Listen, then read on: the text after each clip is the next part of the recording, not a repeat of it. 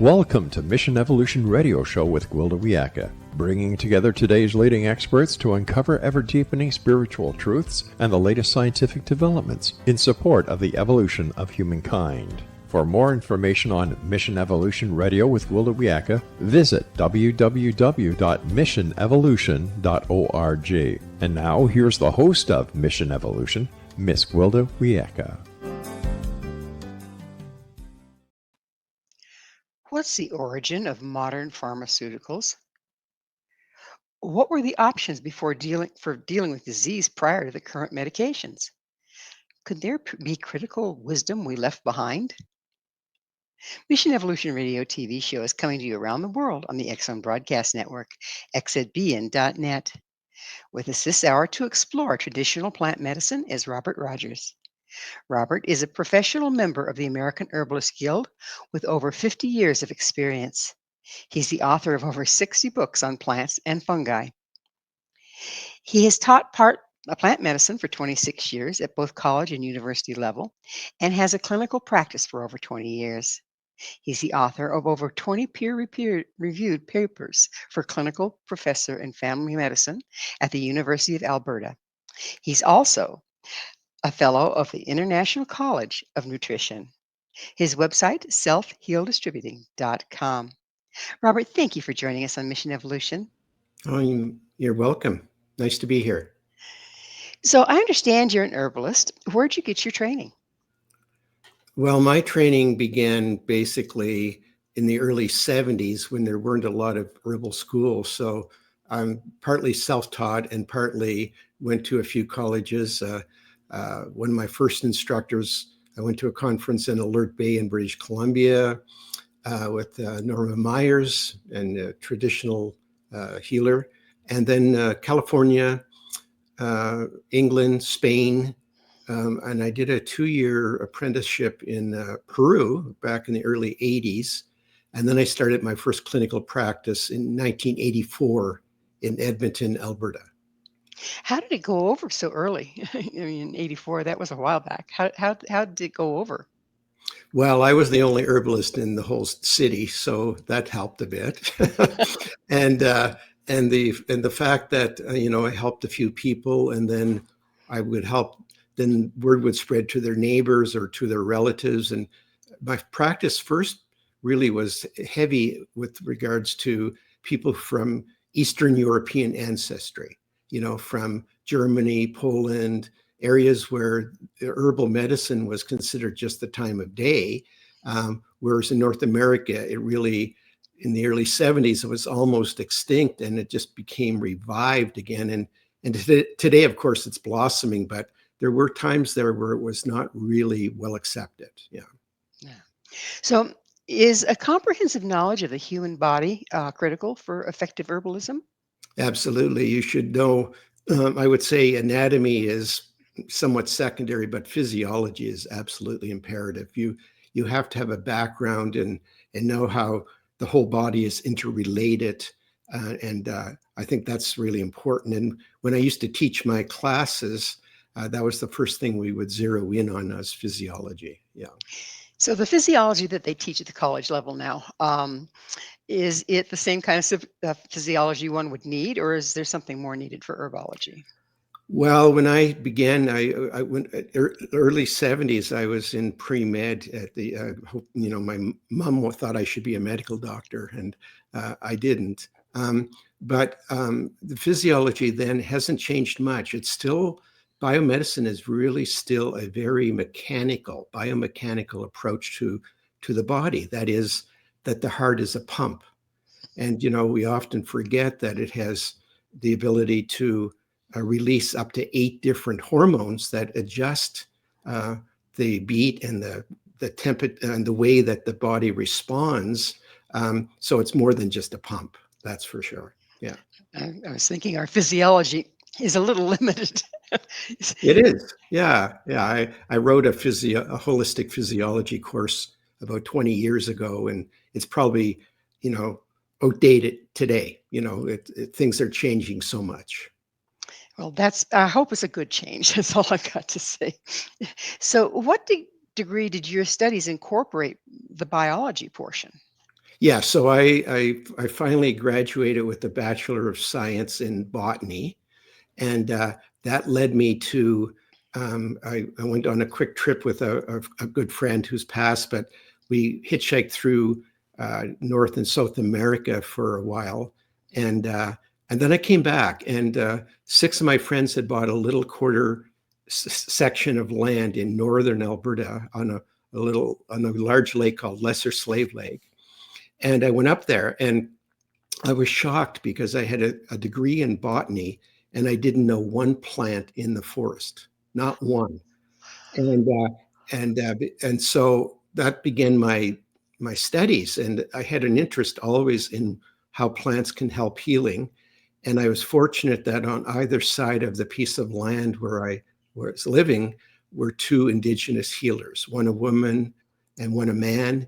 And I began to learn from them. I would hang out and learn some of the plants locally. And then later on, I became fascinated with the idea that traditional knowledge, very, very interesting, and a need to preserve it. And then, of course, how is the chemistry in the plants? How are they actually working? And why did those plants work the way they worked? And so I found that fascinating. Yeah. So were your teachers original Canadians?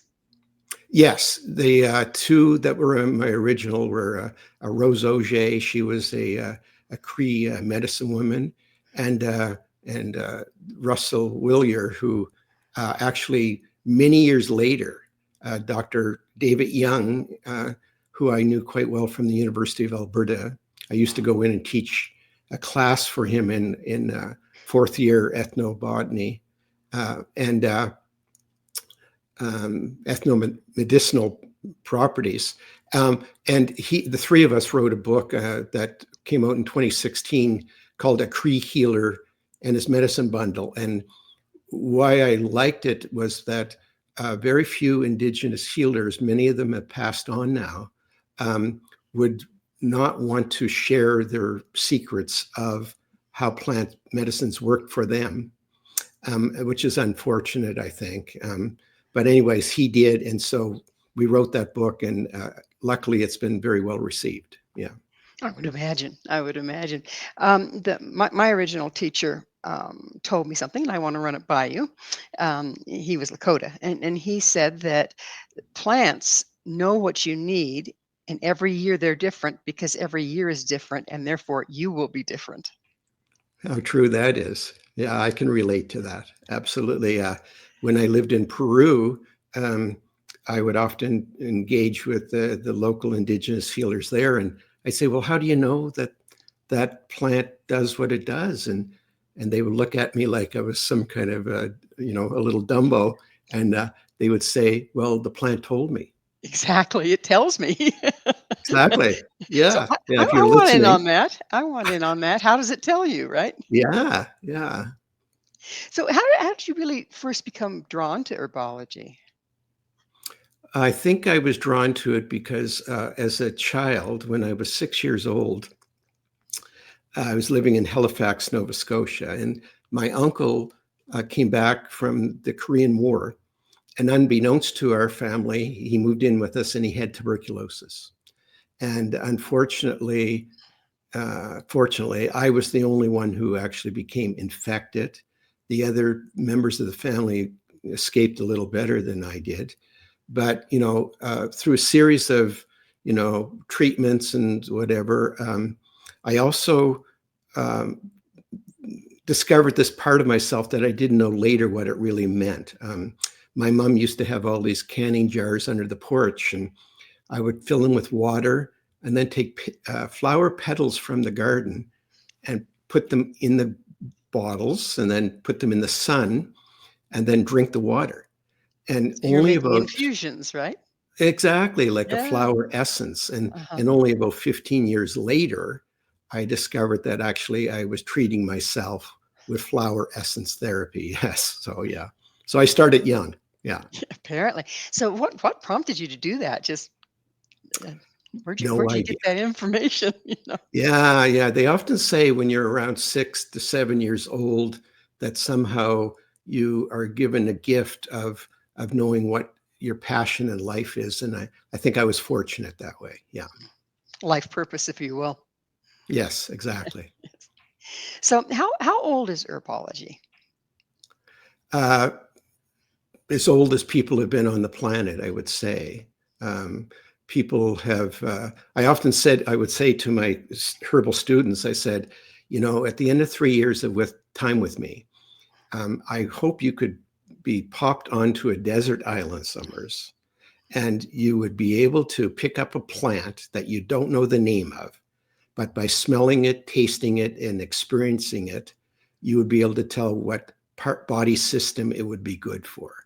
And so I think, long ago, individuals learned by trial and error. And then, of course, the idea needed to be spread, and this was before written language, that people would somehow pass on that information. Often it was in the form of, actually in the days when healer religious leaders were also the healers and the captains, so to speak, of the different institutions, and they would actually pass on this knowledge to to their heirs, and so on and so on. So, how it really began, who knows in the end. But bottom line, plants have been part of healing for millennium. Yeah. How about instinct? I know there's this one cancer treatment that's been around for quite a while that a gentleman made the remedy by watching a horse that had been put out to pasture because he was riddled with cancer and was going to die. And he started eating weird grazing on strange plants that he normally wouldn't graze on and cured himself. And so then the gentleman, the farmer, went out and followed him around and saw what he was eating and made a formula out of that. And I don't think that's an isolated case. There's a lot of instances where animals have the instinct to eat the plants that they normally wouldn't eat, and it treats whatever they've got. Yeah, there's a great book out by a Cindy Engel called Wild Health, and she follows animals around the world. This is about 20 years old, I think, this book now. We're showing everything from chimpanzees to other animals self-medicating themselves. And one of the stories I found really fascinating was they took a bunch of chickens, and they took the grain that they fed them, and part of them they sprinkled with antibiotics, and then the other they just left alone. And initially the chickens all ate both, rapidly, like just eating away. And pretty soon, 99% of the chickens were only eating the untreated grain. And then when they actually killed the chickens that were eating the antibiotic grain, they found that they were ill. Go figure. Well, it's So it's time for us to take a station break. Robert and I will be back very shortly, so don't go away. This is Mission Evolution, www.missionevolution.org. We're coming to you on the X Zone Broadcast Network, xzbn.net. Where do herbs and pharmaceuticals meet? With us this hour discussing modern day herbology is Robert Rogers, the author of Medicinal Lichens, Traditional Knowledge, and Modern Pharmacology. Robert, do some of our pharmaceuticals have origins in herbs? The molecules that are in plants have been widely used by pharmaceuticals, probably 40% at least by estimation. But there is often a misnomer. It often is, people will say things like, oh, well, aspirin was discovered in willow bark or something like that. But the physiology doesn't prove that out, really. Aspirin actually is made from coal tar. It's not, had nothing to do with the plant. And it reacts differently in your body. So, like, for example, I'll give an example. For example, chronic arthritis. The inner bark of willow containing salicin, dried and then prepared into a decoction, into a tea, and drank, will go through the esophagus, the stomach, without causing a stomach bleed. This is important because everybody anybody who takes an aspirin has a stomach bleed of some sort or another. And then it goes down into the intestine, worked on by the healthy bacteria that we have in our intestine, of course, and then conjugated to the liver and released about 14 hours later into the bloodstream as salicylic acid, which is a great anti-inflammatory, so, but it takes that amount of time. Whereas aspirin is often taken and it works almost instantly, for a headache or something of that nature. And so even though the molecule was found in plants, it's a different approach to health. Yes. So, is there something lost in the translation, if you will, when we start to synthesize the constituent parts that were in herbs? And is there a certain checks and balances that some of those constituent parts that we've filtered out serve? Yeah, I would say they do. I mean, some plants may have up to 600 or more actually compounds that actually give some kind of a balance to the so-called unquote active ingredient, that is preventing it from going too far in one particular direction. And one of my favorite things in the last 25 years has been looking at medicinal mushrooms, which are what they call immune modulators. That is, if the immune system is not functioning optimally, they will help boost up, produce your white blood cell count up. But if also at the same time, if you suffer from an autoimmune condition like rheumatoid arthritis, for example, it will damp down that response that is actually destroying your own tissue. So in that way, it's an immune modulator, and they're anti-inflammatory. And there's nothing in the medical world like that. So that goes back to our earlier discussion about how the environment, nature, good old Mother Nature, produces what we need when we need it in the proportions that we need it. Because we're all in this soup together, right? Every season is different, and our needs are different every season. Well, it's true. I mean, look at how many people spray a toxin on their lawns to get rid of dandelions, which are one of the great herbs of all parts of it are just amazing medicine. And yet people spend a lot of time and money and endanger their health trying to get rid of them. So yes, there's an example. Well, you don't want a wildcraft out of your lawn then, do you? No, exactly. So what happens to the effectiveness of medications that have isolated the constituents from the whole? Is that where side effects come from? Yeah, they're predictable side effects, and they're because the action is usually unidirectional. That is, they're meant to do one thing in a certain direction, and they do work well that way. The trouble is that over time your body gets used to that influence, and it can be harmful. For example, a lot of people take Tylenol, which is a very common over-the-counter medication for pain and whatever. But pain is a teacher. Like if you have pain on a constant basis or inflammation in your body, you should be checking out why, not just suppressing the pain. I think that's one of the places where herbal medicine and biomedicine part is that biomedicine thinks there needs to be an intervention with some kind of a drug or surgery or whatever, whereas in the natural health world, there's a belief that the body has the intrinsic ability to heal itself. And so there is that difference. And I don't think the twains will ever meet, actually. Oh, I hope they do at some point. I hope. I spent 30 years on committees and at university level, family medicine, on many decades I put into hoping there would be a degree of integrative medicine in North America. And there's very little suggestion that we're making much progress, unfortunately. Yeah.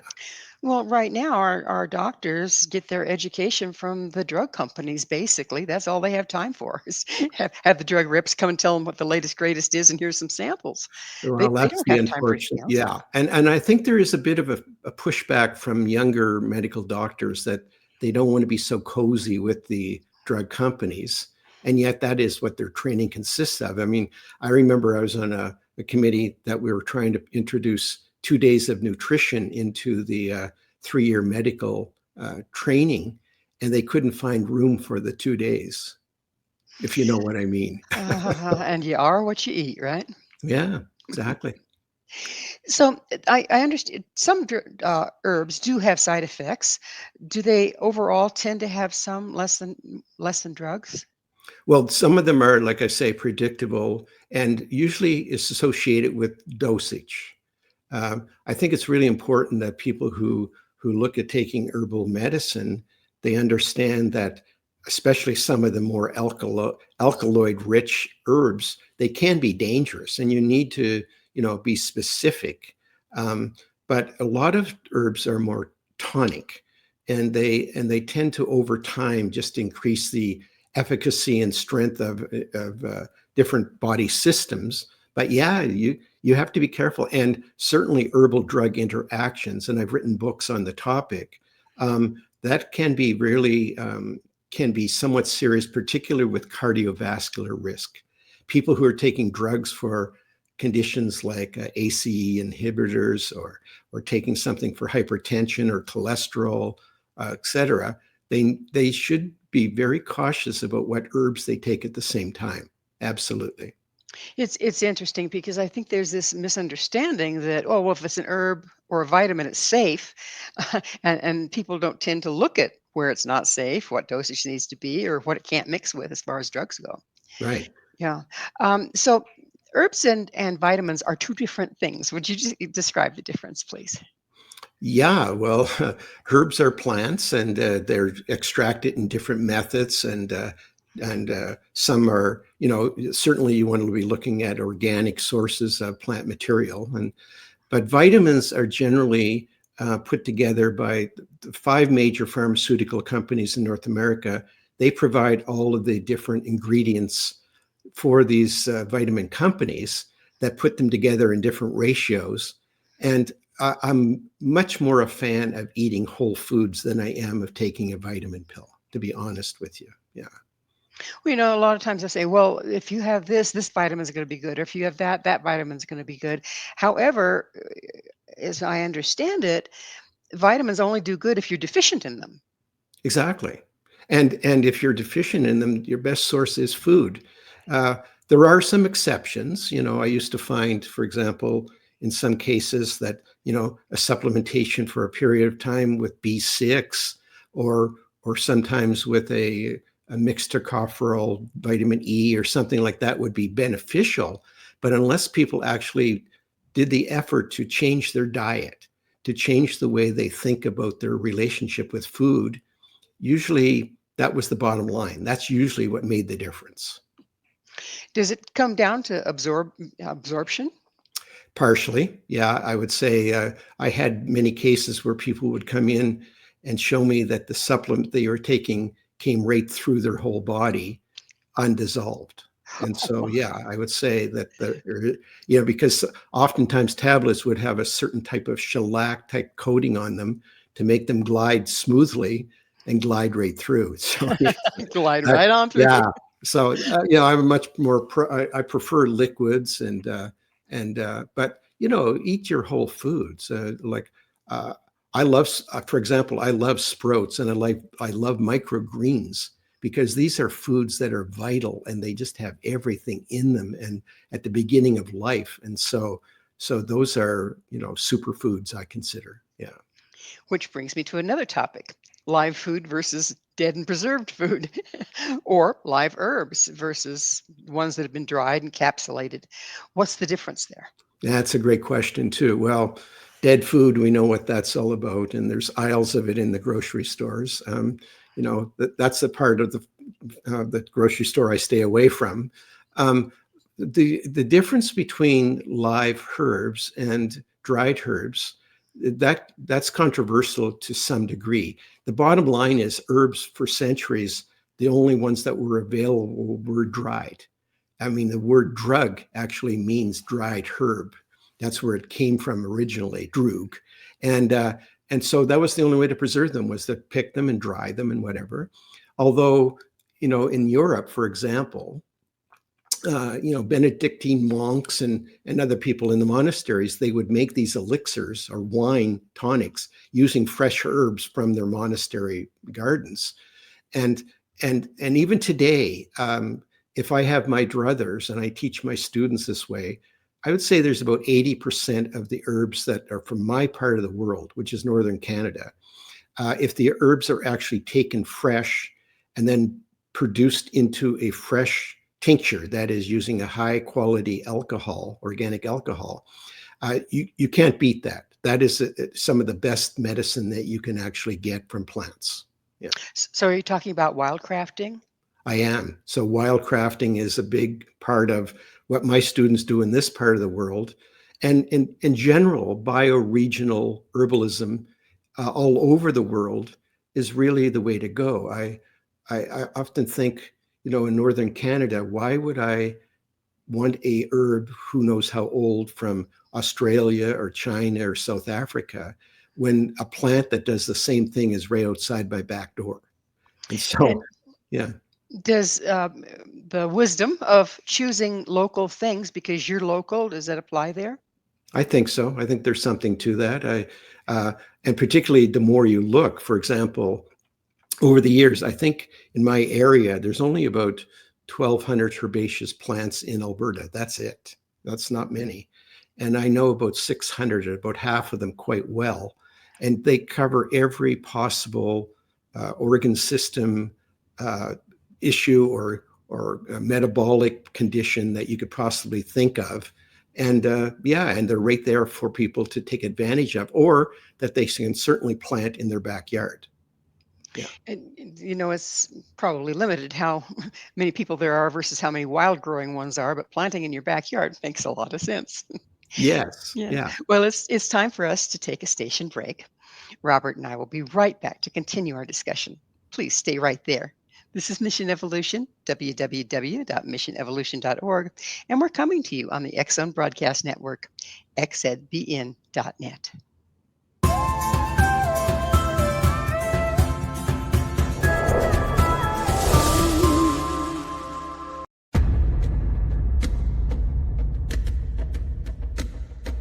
Are you ready for a tale that will leave you on the edge of your seat? Get ready to dive into the gripping memoir by Bart Sibrel titled Moon Man. Bart Sibrel takes you on a heart-pounding journey, unmasking the truth behind America's famous Apollo missions. Prepare yourself for hair-raising encounters with agents from the U.S. government's top secret agencies.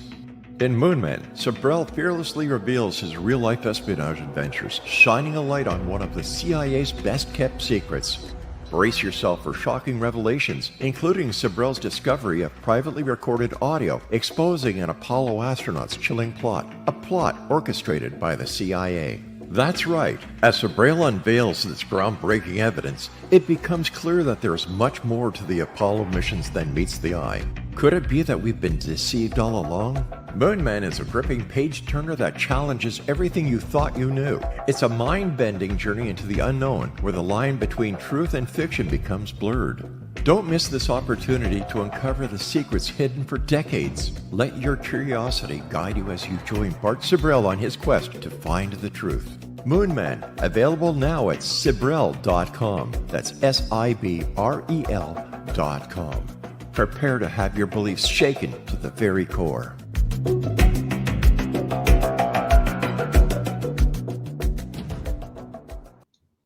Mushrooms. Are we in Wonderland? This is Mission Evolution, missionevolution.org. With us discussing the health benefits of herbs is Robert Rogers. His website is selfhealdistributing.com. Robert, how did you become interested in mushrooms and lichens? That's a great question. Well, about a short time into my clinical herbal practice, I was getting referrals to people who were coming with who were considering oncology. They were considering the fact that they had a cancer of different types, and their oncologist was suggesting chemotherapy. And I didn't know a lot at the time, but I did know that there were two mushrooms from around the world, turkey tail and reishi, which had been showing significant benefit in keeping their immune systems optimal while they were going through chemotherapy, which is a very toxic drug, basically. And so that's how I became introduced to the idea. And so I would suggest those, and they would talk to their oncologist, and they would say, no, you can't take any supplements while you're doing oncology, which is actually scientifically untrue. It's not true. In fact, I wrote a book a number of years ago that basically shows that several hundred human double-blind placebo-controlled trials showing mushrooms not only alleviate the side effects of chemotherapy, such as, hair loss, the appetite problems, et cetera, et cetera, et cetera, but also improve longevity. And so that definitely is an incorrect scientific statement from oncologists. So then I joined a local mushroom club around Edmonton, and discovered that a lot of the medicinal mushrooms were right within 100 kilometers of the city I was living in. And that got me kind of interested. And I wrote in the early 2000s, I wrote a little pamphlet on medicinal mushrooms. Then I self-published a book in 2006 on medicinal mushrooms of Western Canada, which was kind of limiting my audience. And then later on, a larger tome, which has become quite popular and gets me around the world, looking at, about 230 medicinal mushrooms and how they're beneficial for just about every kind of condition out there. So, there's no question about them. They are, what I love too are mushrooms some of them are food. Like your button mushrooms that you buy in the store, or oysters, or enokis, or shiitake, one of my favorite edibles. They're all extremely beneficial to you. And you can make them part of your regular diet. I love morels. I go out every year to find those morels. I often get skunked, but when I do find them, I'm kind of happy. Yeah, exactly. Yeah. Yeah, they're getting more rare. Um, are there any studies done on mushrooms as helping with cancer sans the chemotherapy? Absolutely. With chemo or without? Without it, just mushrooms Yeah, helping with so cancer. that's a great question. So none of the mushroom polysaccharides, which basically these beta glucans, which nudge your immune system to optimal work, none of them actively kill cancer cells. But what they do is they optimize your T cells, your B cells, and others that actually work indirectly to lower cancer cell counts in the body and prevent them from what they call, or encourage them to do what is called apoptosis, or self-programmed death. Like an optimal immune system will actually examine every cell in your body, and if it's a little aberrant, it will maybe let it go or not. But at a certain point, if it's optimal, it'll say, you're out of here. We're going to recycle this cell. And that's how cancers are eliminated in the body. Yeah. I understand we all have cancer at any given time, but the body just takes care of it. That's correct. There's a gateway called P53, which is you can buy a book on that. It's like a snooze fest, but very interesting in that it's a place where the final decision is made if they let this cell go or not. And medicinal mushrooms often optimize the function of those P, et cetera, kind of gateways. And yeah, that's how it works. Medicinal mushrooms to prevent cancers, way more effective than other. Now, having said that, if you take medicinal mushrooms during chemotherapy or after, like I say, it optimizes your ability to have decent white blood cell count and recover quickly afterwards. And so you can use them both ways. But if it would depend on your belief system with regards to chemotherapy. It is it's a heavy hammer, right? Yeah. Sometimes we need a heavy hammer, Sometimes you do. but then you clean up Sometimes the you mess do. on the other side, right? Yeah, yeah. And there's also, males sometimes when they get 70 years old, will be diagnosed with prostate cancer. And sometimes those are rapidly growing and need to be addressed. And others, you may live till 90 and still have prostate cancer and nothing else, you die of something else. So it really depends on dealing properly with your biomedical doctor or oncologist and figuring out what's best for you. Yeah. And fortunately, there's a lot more functional medicine people out there that are willing to look at the combination of the herbs and the traditional medicines, That's the drugs. exactly. Well, yeah, I think functional medicine people, I mean, we need more of them, actually. It's like for the population we have, I agree. Yeah. Yeah. So what are lichens? What's lacking? No, what are lichens? Oh, what are lichens? Okay. Well, Or lacking, you lichen, can go there. yeah. Well, lichens are very interesting symbiotic. Initially, it was thought they were just a combination of fungi, which gave structure to them, and algae, which are able to photosynthesize. That is, they contain the chlorophyll that actually allows to generate energy. And so when some of the early chloroplasts came out of the fresh waters when the earth was young, in order to go onto the volcanic rock, they needed a structure to survive. And so the two got together, and there's a good joke about this, actually.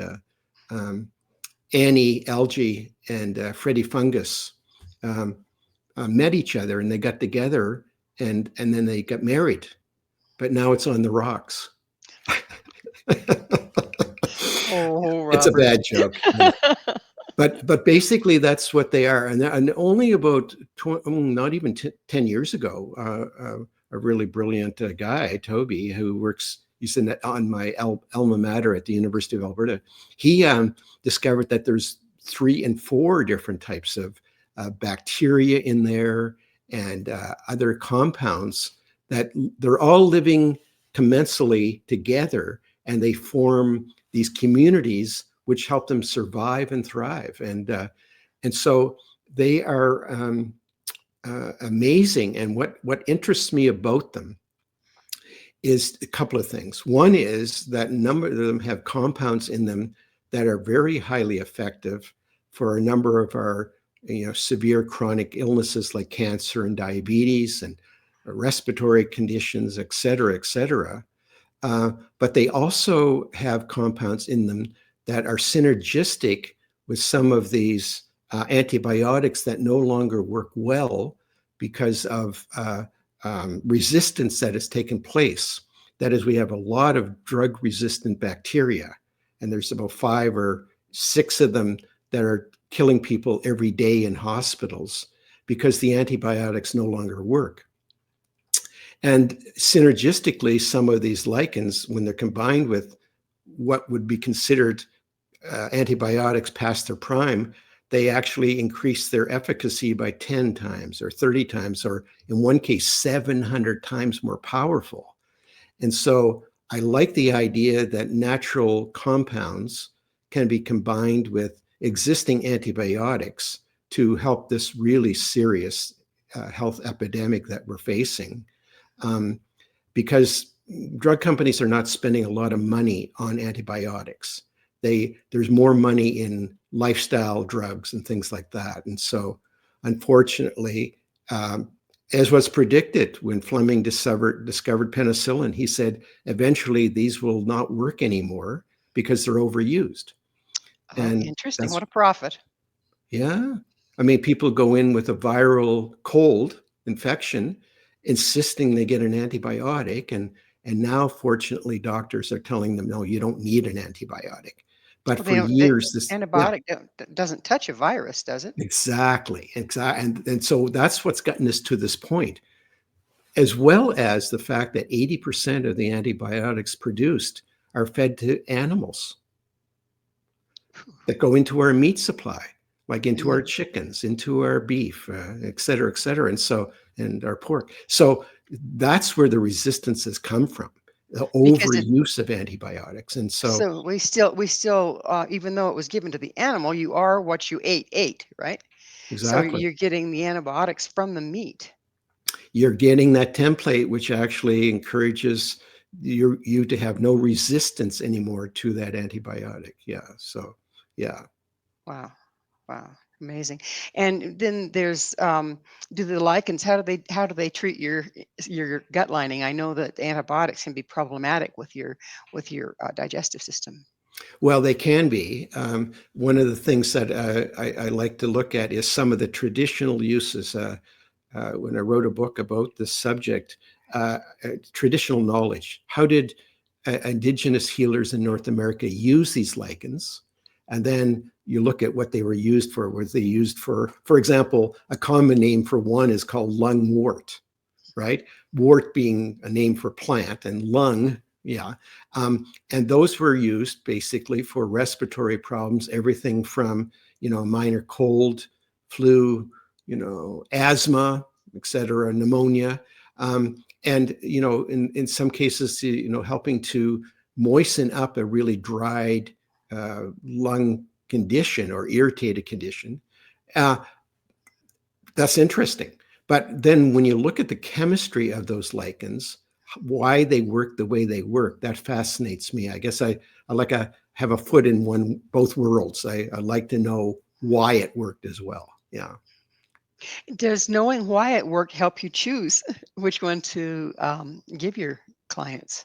Absolutely. I mean, there's a little secret of herbal medicine. It's like if you're talking about, let's say, respiratory system, is the condition that the client has, is it hot? Is it cold? Is it wet? Is it dry? Is it stimulating? Is it relaxing? So you take those six into account, and then you pick those three. What's happening with those three things, and then you pick the herb that does the opposite. That's it. It's not rocket science. It's really actually quite simple once you get down to it. Yeah. Pretty fascinating. Well, just about time for another station break. On the other side of it, though, I'd like to get further into how do we pick which one works? Well, Please, please stay with us as Robert and I continue to explore the role of herbs in modern day health. This is Mission Evolution, www.missionevolution.org. We're coming to you on the X Zone Broadcast Network, xzbn.net. Do herbs have a place in modern medicine? This I is believe Mission they do. Evolution, missionevolution.org. We're continuing our discussion with Robert Rogers. His website, selfhealdistributing.com. And Robert, how do you interface with the medical community? How would you like to see that happening? Well, I'd like to see more forgiveness and leeway on both sides. I mean, very often I had a lot of when I had a clinical practice, I had a number of friends who were medical doctors, and so we could actually converse very well and send people back and forth. But I think where things really need to change is that back in the day there used to be pharmacognosy workshops were given at the university level to pharmacists who really know more about drugs than medical doctors, really. And I think instituting an idea where people have the opportunity to choose one or the other can be helpful. And I also find, for example, the German model, where about 30% of the prescription drugs there are both herbal and synthetic, work way more efficiently than just the synthetic alone. Oh, And so so they mix them into the pill? they do, and they're on Oh, prescription, and you can go in and depending on your preference, the practitioner will help you direct you in that direction, right? So yeah. does that help with some of the side effects that we were talking Well, it about does. earlier? It does because you're getting the active ingredient, but you're also getting the buffering agents associated with the herbal, which are synergistic. For example, in France, are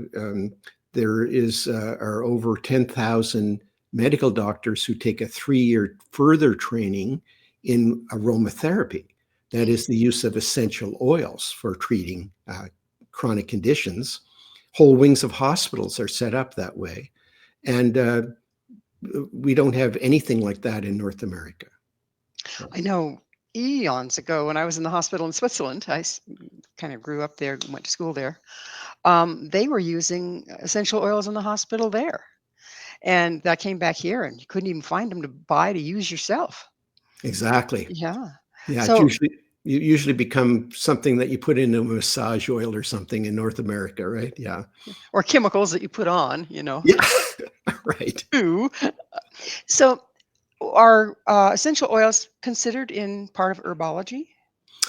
Well, they are a separate area, but I mean, I used to be fascinated with them. My wife and I, we when we met about 35 years ago, we both had a love of them, and so I used to use them and suggest them in clinical practice, of course. And at the time, I brought over a very famous Dr. Danielle Penuel out of France, and we did a 4-day workshop in Edmonton. And I just barely got enough people to pay for the whole thing. Today I could get 2,000 people to show up, but he's getting elderly and doesn't want to travel anymore. So, the idea is, yes, there's gaining of popularity. There is also a lot of multi-level marketing of essential oils on the internet, and some of it is very harmful, including suggesting to people that they take them internally. And that's not something for the amateur. And it disappoints me that companies are doing that. Yeah. That has always scared me that they're just teaching these lay people to teach their people to take this stuff internally when it's not advisable at all. I agree. Right, frightening. Now, I understand that some of the essential oils cross the blood-brain barrier. Is that accurate? And what's the advantage of that? Advantage and disadvantage. Yeah. Well, the reality is that some of them, for example, common sage has thuyon in it, and it's a neurotoxin. I mean, so you don't want to be doing that. And then there are other compounds that are in frankincense, apparently, that actually cross the blood-brain barrier. And some people claim it has some benefits for gliomas and other brain cancers. I have no personal knowledge of that, but I do know that essential oils, there's many ways to take them. You can smell them orally. You get some benefits that way because they affect the olfactory nerves, which then affect the hypothalamus, pituitary, that whole cascade of hormonal endocrine. And I think that's great. Taking them internally, not a great idea. But some people, particularly in France, out of the French tradition, they will actually take and use them rectally. And that bypasses the liver, and therefore you get the benefit without the liver immediately freaking out and detoxifying these oils. And so, we need more people who are well-trained in medical aromatherapy in North America, no question about it. Yeah. And I hate to say it, but some regulation, some regulation so that things that are actually harmful are not recommended by companies selling the product. Oh, I know. I run into people all the time that go, oh, well, I don't worry. When I get a cold, I just take some oregano oil. And I say, you mean internally? And they go, yeah. And I say, well, that's not a great idea. If you want to get the benefit, just rub the oregano oil on the bottom of your feet. And then 10 minutes later, you'll have breath like a pizza, and you'll get all the benefit of it without harming yourself. So they also use, I know, like you just brought up, essential oils on the reflex points on the bottom of the feet. Is that effective? Well, I think it's another technique. I mean, both hands and the feet do have these reflex points, and sort of like, essential oil to your acupuncture points. There's nothing wrong with it, but I don't think it's necessarily the most effective, right? Yeah. So how can, this is a common problem, how can an herbalist avoid being accused of practicing medicine without a license? Well, we are. Herbalists are practicing without a license. I mean, the bottom line is that we're not ever given the opportunity to have our own colleges. I'm a professional member, or have been for about 20 some years, professional member of the American Herbalist Guild, which is, a highly esteemed organization that promotes the safe use of herbal medicine. But, in some states it's illegal, fortunately in Canada, we are allowed to use herbs. That goes way back to the Magna Carta, if you can believe it, to the British North American Act, where actually herbalists were given permission back, what is that, 800 years ago, something like that.